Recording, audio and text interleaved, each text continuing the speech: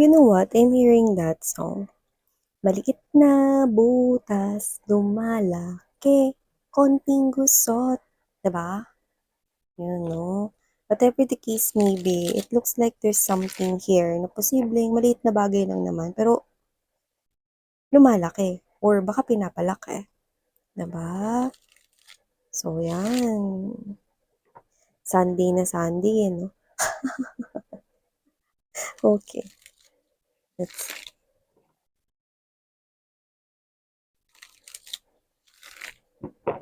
It could be inside your home or someone you treat as a family, but we'll see. Okay? Let's see what's happening here.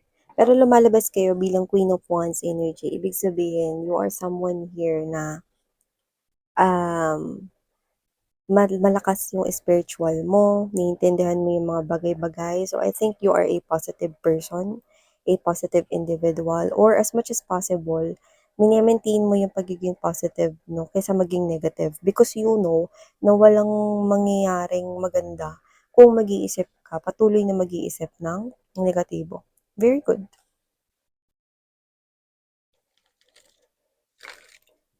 But for some reason, with the Three of Pentacles energy, this is you. Alam mo yung may challenge na gawin ito, and then parang meron pang nagpapadagdag ng bigat or weight dito, no? Kaya mas nagiging challenging para sa'yo. Alam mo yung parang energy ng pinapractice mo pa lang, tapos may mga umiipal. Parang ganun. Parang pinapractice mo maging positibo, tapos may mga umiipal. May mga parang ganun. Okay? So, alamin natin yun.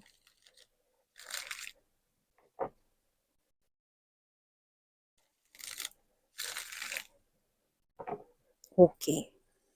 Let's go ahead and check this out.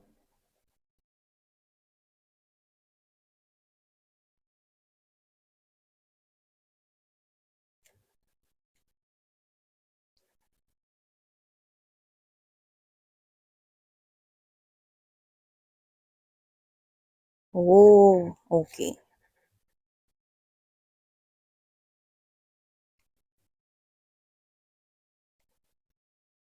Okay.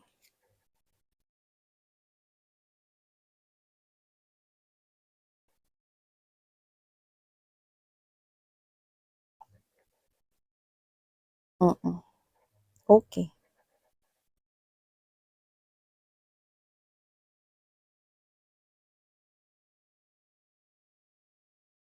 Hey there mga my loves collective. Thank you so much for always staying here with me in the channel, babe. So before we start this reading, no, napag-usapan pa more, let me just greet everybody. Hi and hello there everyone. Happy Sunday sa ating lahat, no, kahit na parang medyo meron ditong nagpapa-trigger,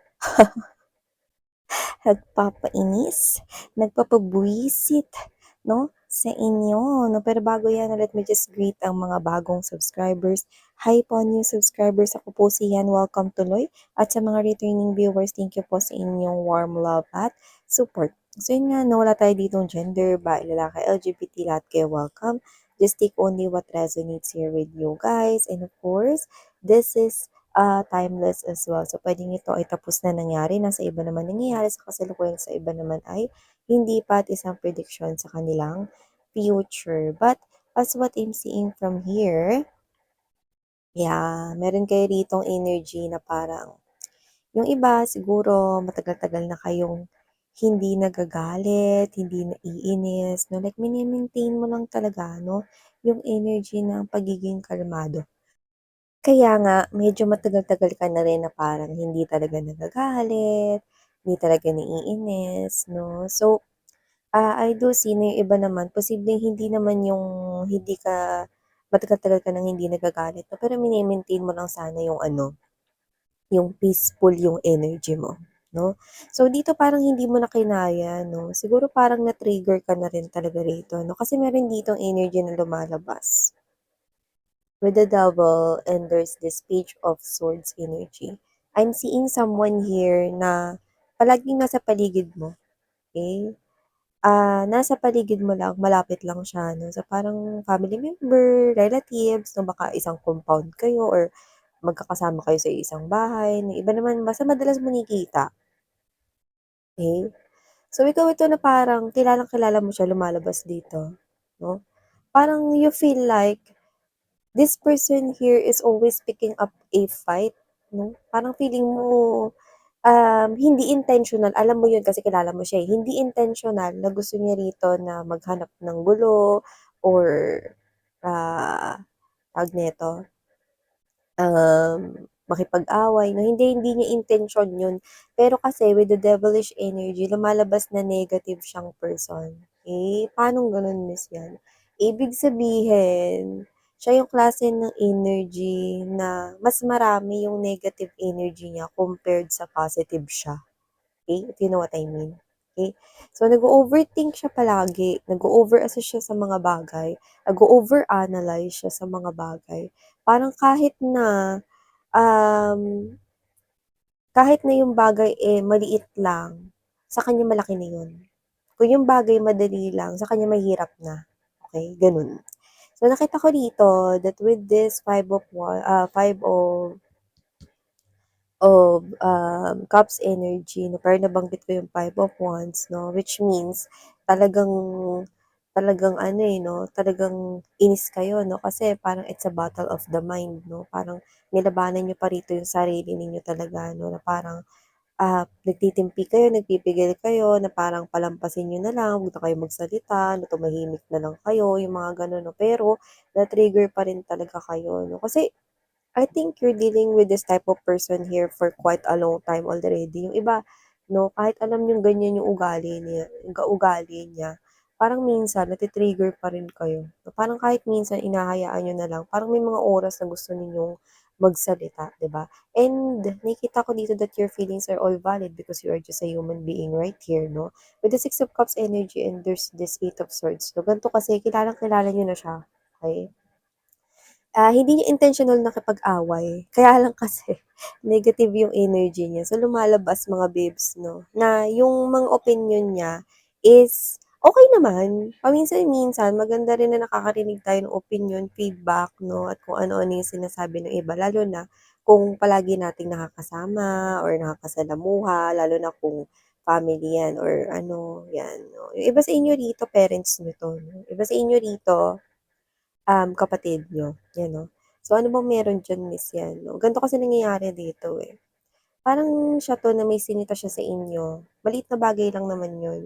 Pero siya kasi yung alam mo yung negative na parang ano, "Uy, alam mo ipa-check up mo na 'yan, baka iba na 'yan." Mga gano'n 'no, parang, "Uy, alam mo, 'wag mo nang gawin 'yan kasi nakakatakot, eh." Mga gano'n, eh, parang alam mo yung ano, alam mo yung Inside Out na palabas 'no, ng Disney? Disney ba yun mga babes, yung ano nun? Um, dun dun sa Disney, dun sa Inside Out 'no, meron dun na parang, si Sadness 'no, ta's may mga character din dun na iba parang nagre-represent sila ng mga emotions 'no. Parang siya ito na yung ini-embodies niya na emotions negative. Laging iniisip niya agad na negative yung outcome, mga ganyan 'no. So, siya ito na parang kunwari ganito, example lang, kulugo lang naman yun, pero ayun kaya namang gamutin 'no, kulugo lang naman. Pero siya ito na araw-araw lagi niyang binabanggit, laging pinag-uusapan 'no, negative na siya about that 'no, pero yung totoo, curable naman yung kulugo, 'di ba? Eh, parang siya ito na na-mention niyo rito siguro or narinig niya 'no, na posibleng kunwari may kati-kati lang naman kayo sa paa or may kati-kati kayo sa kamay 'no, and then, "Uy, alam mo pa-check-up mo na 'yan, baka iba na 'yan, baka sakit na 'yan sa dugo, baka bu." 'Di ba? Parang nagko-cause siya ng fear. Kahit kagat lang 'yun ng lamok o kung ano man, nagti-trigger siya ng fear dito sa inyo 'no, hindi lang sa inyo 'yan siya ganiyan kundi pati sa iba pa. Oh, kasi negative siyang individual. Parang sinasabi niya rito na, "Alam mo dapat magpatingin ka na sa doktor or alam mo dapat ganito gawin mo, Pero yung totoo napakaliit lang naman ng bagay na 'yan. Sabihin na natin sige concern siya, eh, pero sa kabilang banda nakikita kitang inuunawa mo siya rito. Bakit? Kasi kilala mo na nga siya ng matagal. Nakita ko rito na minsan na parang may sumagot sa kanya or minsan na may parang, um, nagparating lang ng kanilang, feedback doon sa sinabi niya 'no or parang kinontra yung sinabi niya 'no.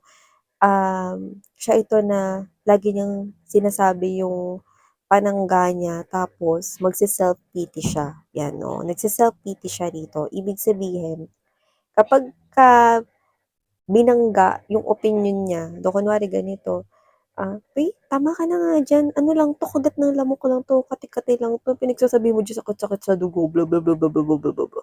'Di ba?